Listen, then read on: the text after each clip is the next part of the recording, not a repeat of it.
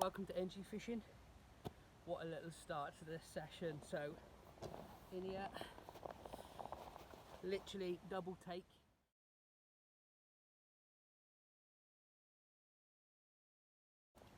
Then after that, literally whilst I was playing that one, looks like his bigger brother decided to join in as well. It's lovely stuff. I'm going to get some stills, talk you through some of the tactics I'm using, and just give you an update on what's going on with the channel.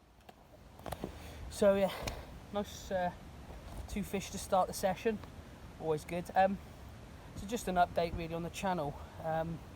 Obviously those of you that are subscribers to the channel would see the content has been very minimal. It's almost kind of stopped sadly in areas. Basically life changes, you know. Recently became a father about 5 months ago, you know, and commitments changed then, work commitments and things like that. So sadly the videos have had to sort of stop or slow down, but my fishing's had to do the same, unfortunately. You know, it's part of one of those things when life changes, you have to adapt. So the fishing has slowed down by quite a lot. Still being able to get out occasionally, but you know, they're quick, short sessions, and haven't really been doing any of the filming really, just kind of trying to enjoy the fishing, as it is so limited on time. So you join me here today. I'm on a club water, so managed to sneak out for a couple of hours and thought, well, this time I'll give you guys an update, show you sort of what I'm doing, my tactics, especially this time of year. So some of you may have seen a video last year, this time last year, done a solid PVA bag video. Now that was my plan, was to come today, fish bags. The water's just a little bit too cold, I think. A lot of bream in the water, in the lake I'm on today as well, and you know, I don't really want to get pestered by them. And they have been coming out, the bream have been coming out. So one of my thoughts last year was to sort of refine everything again, try and make things even simpler, and the same with bait. So let me just grab the bait out of the bag. So there's loads of boilies, guys. I've talked to you about boilies loads of times, different flavours, you know, when I've done stuff with different companies and whatnot. There's a boilie for me that I used to use all the time, to be honest. It was my favourite boilie, and actually it was very popular back then as well, and a lot of people were using it, catching really well. But what I've noticed is that people aren't tending to use it so much anymore, and me included. You know, I stopped using it, but I've decided to go back on it, knowing it is such a good bait.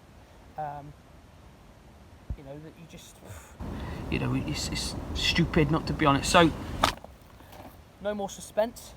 That is the Sticky Bloodworm, which is what I've got here. I've got several bags of these in the 12 millers.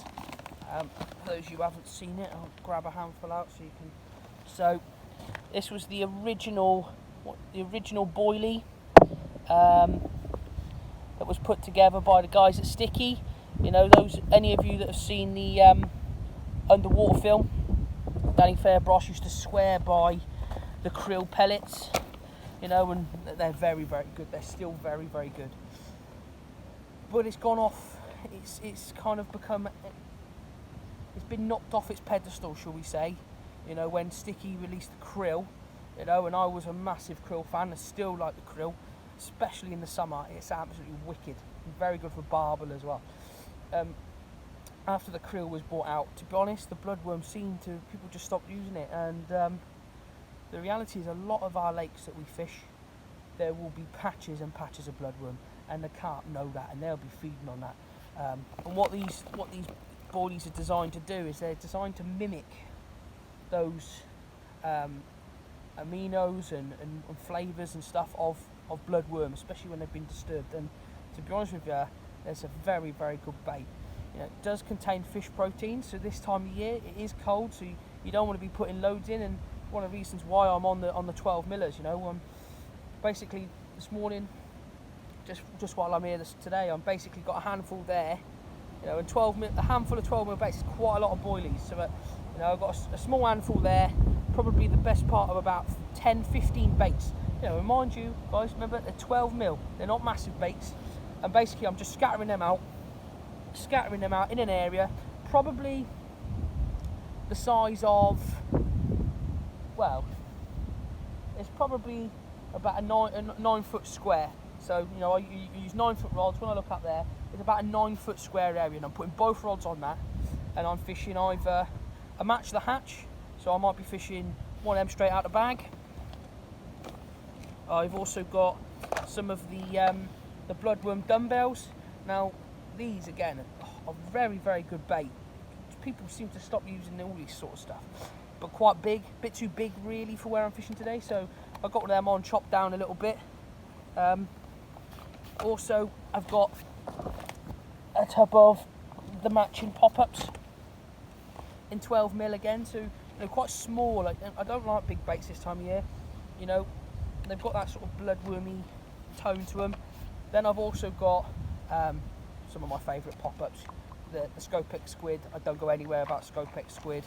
And I've also got some of the sticky signature squid pop-ups.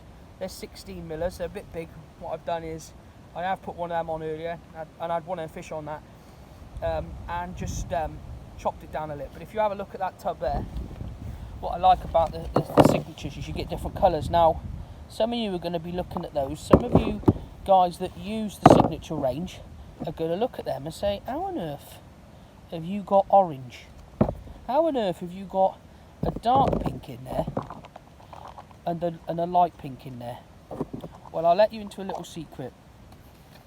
When I bought these in the summer, I thought, right, I want these to absolutely stink, and I can tell you they absolutely stink. And what I've done is, for probably the last 6 months, maybe even the last 8 months, I've not used this tub until today. I coated the whole load of them in the Korda Squid Supreme, and they absolutely blimmin' stink. Now, what you would normally get in the signature pop-ups is you'd normally get a white, a pink, and a yellow. But adding that squid on there has turned them white ones a lovely washed out white, and the yellow ones have gone this sort of egg yolk orange that Danny Fairbrass would say, you know, which is one of his favourite colours. And you know, to be fair, anyone who's seen my videos before, you know, who's a massive, big lover of the Tangerine Dream by Nash, again, which is an orange bait. So that's why, if you are wondering why they're that colour, that would be why. Also, I've also got a pack of 12 mil Scopex squid wafters. Again, I do love the Scopex squid, and actually this time of year, that little Scopex number, that buttery kind of sweetness that you get from the Scopex, you know, sometimes does you quite well. So that's how I'm fishing today, just spreading a few boilies out, not loads. Remember, it's cold, guys, the fish aren't really having it, but as you've seen, when they come in, I've had a double take, and I've really been here that long, so I'll put a couple more baits out now. I've got the rods out, so hopefully we'll get a few more for the camera. But yeah, just that's it with the channel, guys. It's kind of just slowing down, work, family life, you know, and yeah, it's good. It's good. Good for me, probably not so good for you guys that enjoy watching the channel, but watch your space. Hopefully things will sort of level out, and still be able to get out and do a bit of fishing and give you guys some more tips on how to catch more fish. Right, if that's the end of the video, then enjoy your fishing, guys. Hopefully we'll have a few more fish, but if not, enjoy your fishing. I went on and had 2 more carp during the afternoon, but unfortunately weren't able to get any footage due to the camera dying. There we go, guys. If you've got any questions about anything you see in this video, please like, subscribe, enjoy your fishing.